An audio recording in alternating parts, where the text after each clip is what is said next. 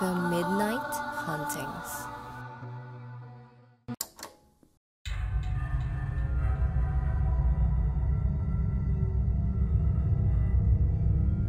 Magandang araw mga ka-Midnight. Ako si Blue. Ang kwentong ito ay pinadala ng isa nating tagapakinig.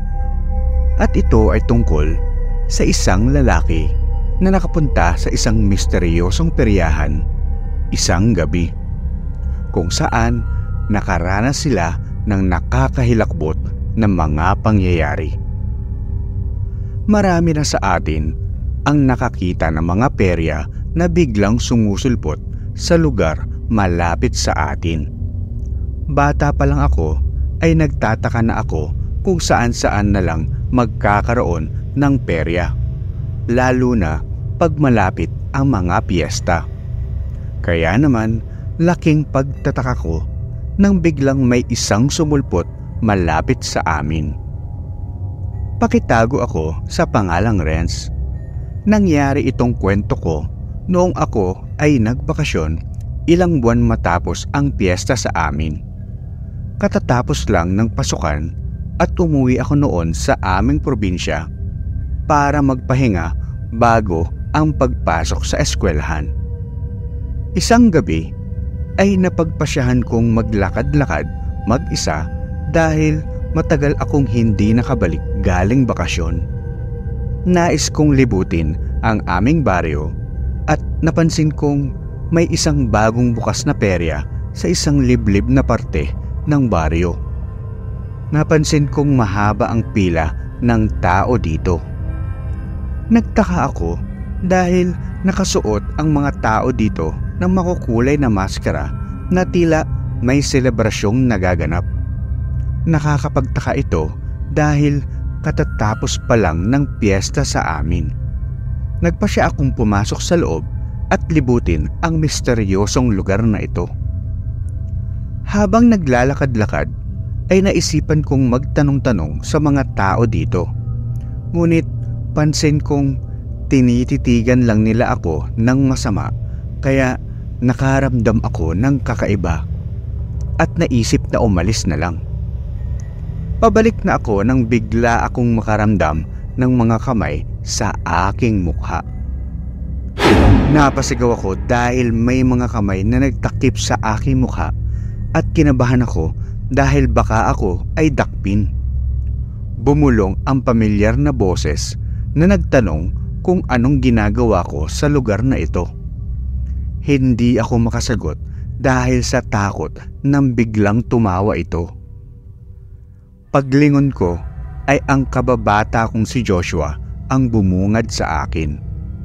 Tumatawa ito at sinabing natakot daw ba ako. Inaya niyang samahan ako maglibot dahil wala daw siyang kakilala dito. Sumakay kami sa iba't ibang rides at nagkwentuhan buong gabi. Ilang taon kaming hindi nakapag-usap simula nang lumuwas ako. Naisip ko ding hindi ko nakamusta pa si Joshua simula nang umuwi ako dito.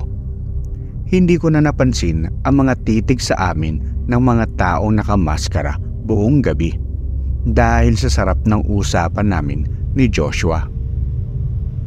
Ang huling atraksyon na hindi pa namin napupuntahan ang haunted house. Sumimangot si Joshua at sinabing ayaw daw niya pumasok doon. Ngunit inasar ko siya para pumayag siyang sumama na. Pagpasok namin ay napansin naming walang ibang tao at walang nanggugulat dito. Patay sindi ang mga ilaw at malakas ang pakiramdam ko na may mali. Palabas na kami nang napansin kong may hugis ng isang clown ang biglang sumulpot papalapit ng papalapit sa amin. Ramdam na ramdam ko ang takot sa aking buong katawan kaya tumakbo kami palabas. Hindi namin namalayan na malayo na ang natakbo namin at hingal na hingal kaming nagtago sa likod na isang palaruan sa perya. Nagkatinginan kami ni Joshua dahil pareho naming naramdaman na may misteryosong bumabalot sa peryahang ito. Napaisip kami dahil kakaiba ang pagsulpot ng payasong nanghabol sa amin. Hindi maipaliwanag ang takot na naramdaman namin nang lumapit ito sa amin. Napansin ding naming hindi normal ang mga ikinikilos ng mga taong nakamaskara dito. Kaya napatingin kami sa kanila.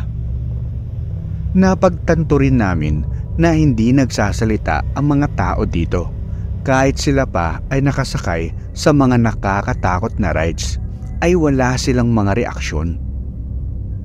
Higit sa lahat, laging nakasunod ang kanilang mga titig sa amin na tila hindi kami dapat nandito.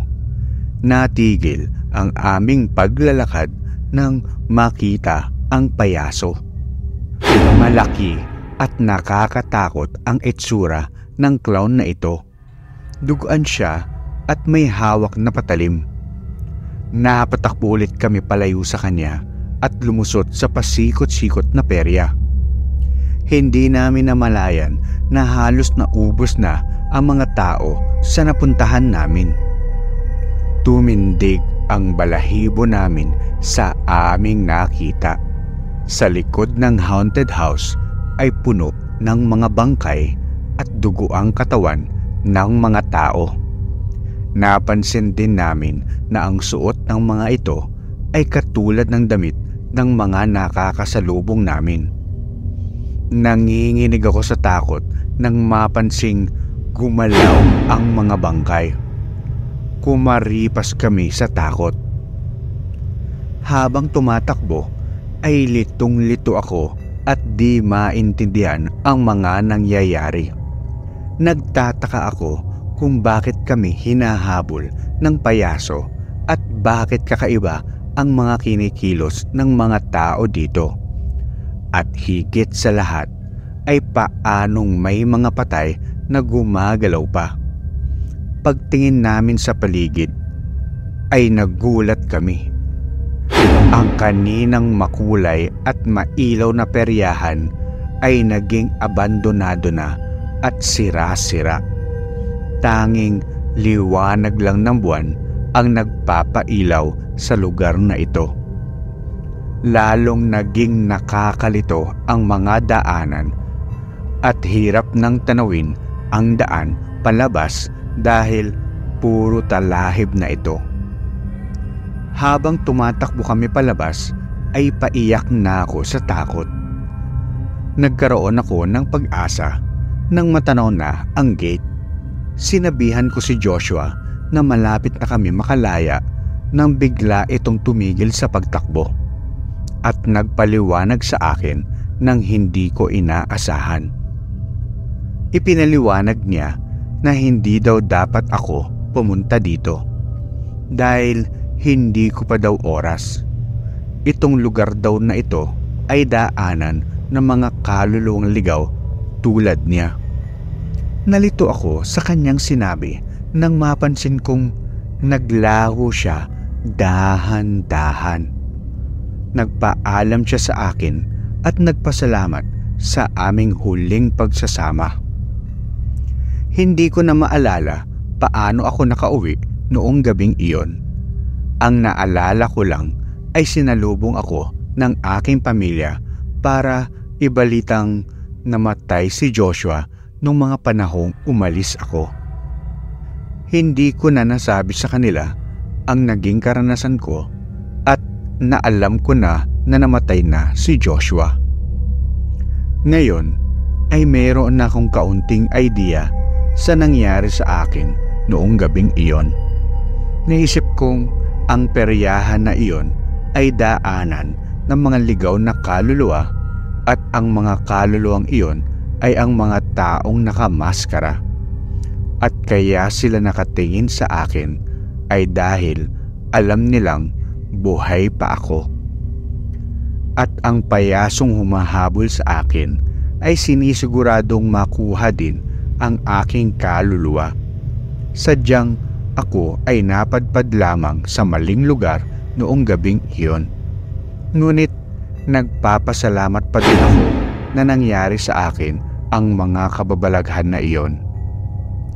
Dahil kahit papaano ay nakasama ko muli ang kababata kong si Joshua at naihatid siya sa kabilang buhay. Kaya tayo, siguraduhin nating kamustahin ang ating mga mahal sa buhay at mga kaibigan habang nabubuhay pa sila. Huwag na nating hintayin ang kanilang huling mga sandali at baka tayo ay mapadpad pa sa isang misteryosong peryahan sa probinsya.